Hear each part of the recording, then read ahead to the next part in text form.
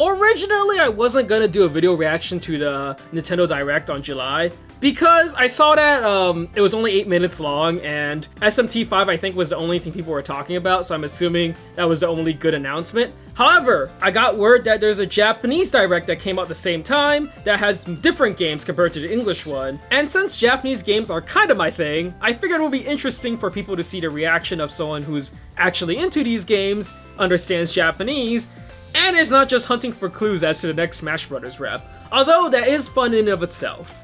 Anywho, let's just dive straight into it. Now we're at the Japanese one. Okay. Now I'm excited. This is what I'm here for. Nintendo Direct Mini.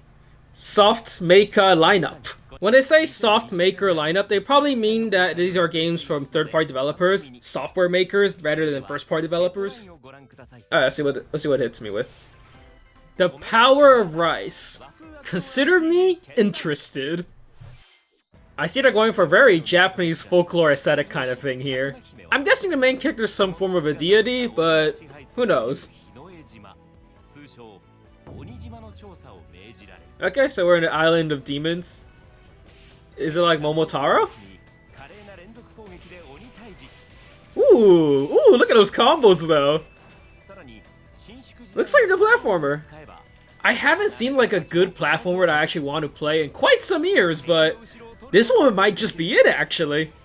You know, the emphasis on the Japanese folklore, the numbers, like the font, the numbers they use, this kind of combat, it all reminds me of Muramasa the Demon Blade actually. Looks really similar, and I actually really love that game. Yeah, make rice, baby! Woo!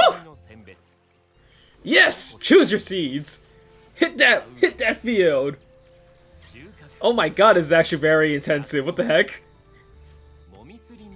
Make mochi!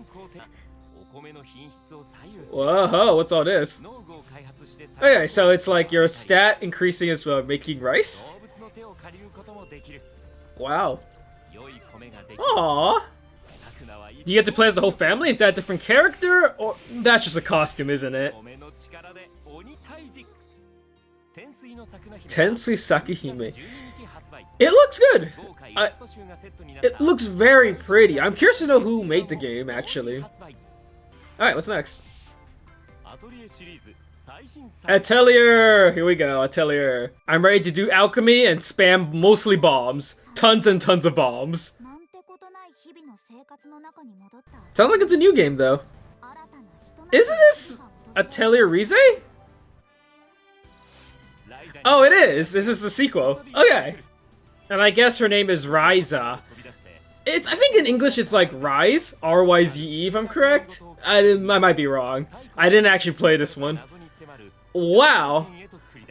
Atelier is a series where I've played a couple of them. I've played the Arlen trilogy actually, but after playing the Arlen trilogy, I felt like I kind of was a little burned out on it. There's a ton of them though. I know there's at least like 12 games in the series by this point, maybe more. If you're looking for a time-based RPG, it's good. I had fun playing it, although I wouldn't play every game in the series. I think they kind of end up being very similar by the end. So if you play a whole bunch of them, you'll probably get burned out like I did. Music's absolutely fantastic in this series, though. Gust music, woo!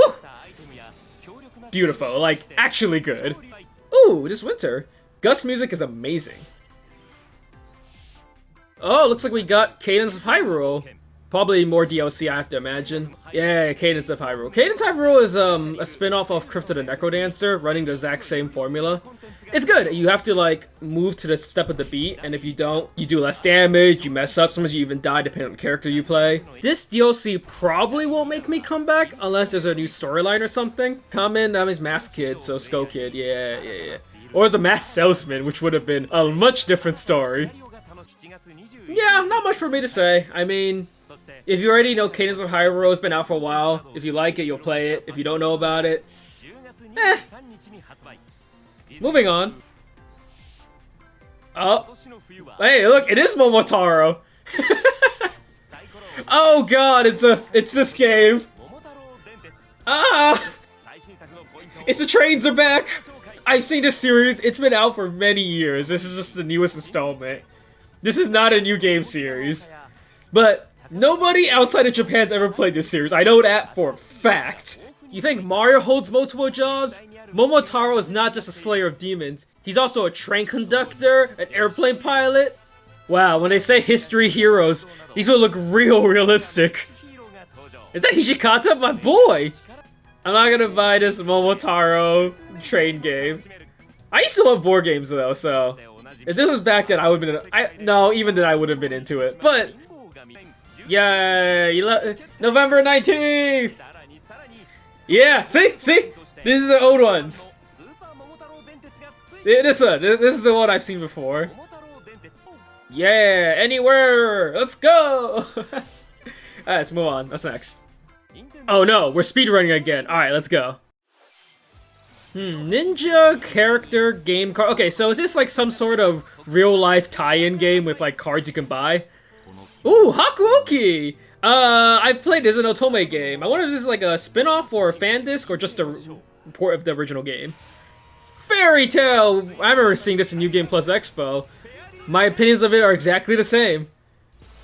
Oh, this looks generic. It looks like they're trying to copy Valorant, which is strange to think because Valorant's trying to copy Counter-Strike. Oh, Yokai! This is a Yokai Hero spin-off. I mean, Yokai Watch spin-off. Which is like an Action Beano version. This is a remake of a game they've remade at least 30 times. The original one's on the GameCube. Please stop remaking Crystal Chronicles. Captain Tsubasa! Yeah, become the super player. Let's go. I didn't watch Captain Tsubasa. Woo, Jump Force. I don't like Jump Force. I think these anime fighters are just not that great. I'm talking about like the ones that play like Jump Force. Alright, last one. What are we getting? I already know what we're getting. We're gonna get Shin Megami Tensei 5, right? Because I've seen the thumbnails floating around. Hey, Shin Megami Tensei 5! Shin Megami Tensei is a pretty, old Japanese JRPG series. It's good though. I'll talk more about it later. Let's just focus on the trailer.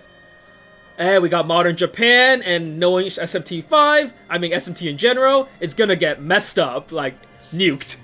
Nailed it. It might look like I already watched the trailer, I knew that was coming, but that's not actually the case. It's because in the Shin Megami Tensei, it always starts with, like, modern Japan getting the absolute bejesus nuked out of it. Every single time, or, like, worldwide destruction for some reason. And then the demons come, then the angels come. Whoa, wait, who's this guy? Unless that's an angel, that's a really cool angel. But I'm guessing this is like the main character's main demon buddy. Oh yeah, putting his hand out and then they're gonna henshin together, right? Ooh, it's happening. Oh, they're resonating. I've been waiting for this game for a long time. I've actually gotten a little bit like...